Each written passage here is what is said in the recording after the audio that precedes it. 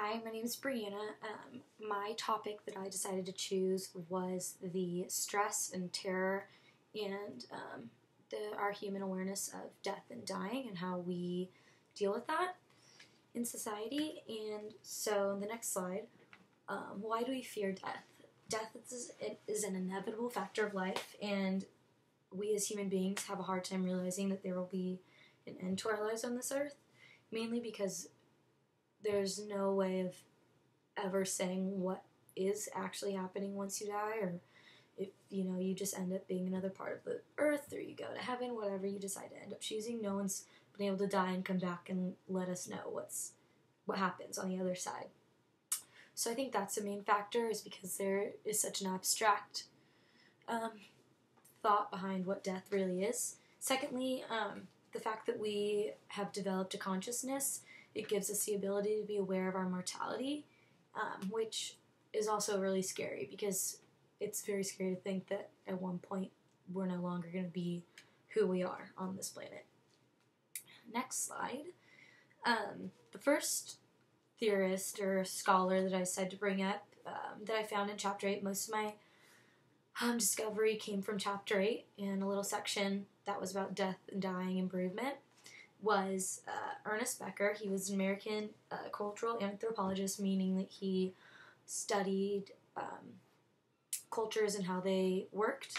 And he's best known for his work, The Denial of Death, which I think all of us do have. And his main idea was that cultural beliefs act against ultimate reality of our inevitable demise. And next slide. His thought was that as the capacity for self-awareness evolved, so did human ability to create and invest in culture. And since that was his main focus as an anthropologist, he thought that culture, it gives society customary beliefs, practices, religious rules, and social order for humans living together. So basically, it's the rules and the laws of culture that usually in smaller cultural groups, their culture gives them the way of which the norms and like how to conform in society are. Next slide. So from his ideas that he created, a couple of different psychologists made up this theory called terror management theory, in which they believed that when reminded of individual death or their own personal deaths, people endorsed in cultural ideas more and rejected individuals who violated group beliefs.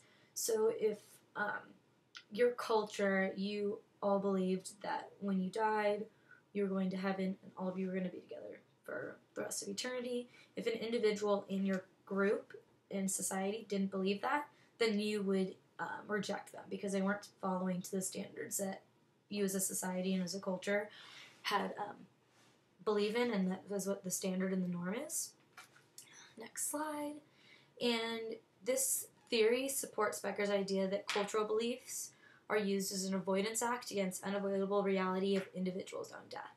So if everybody's believing in one thing, then it's easier to disengage yourself from the thoughts that as an individual, you're going to be on your own when you die. It's easier for a whole culture to believe something than an individual to deal with the thought of one's mortality.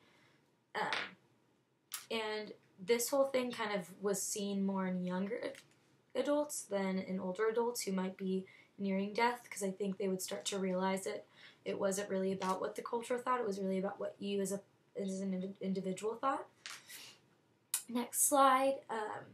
Elizabeth Kubler-Ross is the next person I want to bring up. She was a Swiss-American psychiatrist, and she was really more interested in terminally ill patients and how they dealt with death personally rather than a cultural aspect. So this is kind of taking a turn and looking at individually one's aspect on death. And it's a grief cycle is what she kind of brought up, which was the 5 stages of dying, and it was just a use in a method to understand the death and dying process. Next slide. So the 5 progressive stages of dying in Kubler-Ross's ideas, given that this is how she thought and it's not a general specific way of thinking. So number 1 is denial, and the individual rejects the death. He doesn't want to believe it. They don't want to think about it. They're going to deny that they're actually going to end up dying. Number 2 is anger. They start getting really angry and upset that this is going on. And it's kind of the why me. Number 3 is bargaining. They will bargain with their doctors, bargain with God. If you let me live a couple more months, I will do this and that type of thing. Number 4 is depression. They just get really sad. They don't really understand what the point is. There's really no use to live if they already think they're going to die. And lastly, it is acceptance. And hopefully everybody gets to that last stage. And they're coming to terms with the illness and the thought that they're going to die and that they're okay with what's going on. So next slide. So third, the last person I want to bring up is George Bonanno, and he is a professor of clinical psychology at Columbia University. And his main focus of study was bereavement and how people deal with grief. When somebody dies personally, a personal family member, how outsiders deal with death. And so he brought up the 4 different patterns of grieving which he saw in people. And the first is resilience. So a family member dies, they go to the funeral, there's that initial feeling of grief and sadness, but then very quickly they get back to their normal life. They don't really let the death affect them. Second is recovery. They experience the grief and trauma, but it just lasts a little longer, so it might take them maybe a month or 2 to deal with and get back to normal, how they were before someone died. Third is chronic dysfunction, which is, I think, the worst type. If someone deals with grief this way, it's that they can't really let go of this traumatic event happening in their life, and that it kind of follows them, and this can lead to chronic disorders with like depression, maybe insomnia, like bipolar, things like that.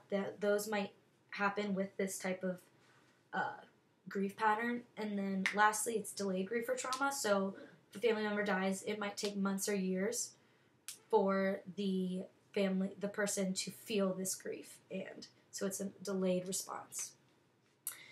Next slide. Lastly, I just want to talk about the advantages and disadvantages of these different patterns. They're different. The first one talked about culture.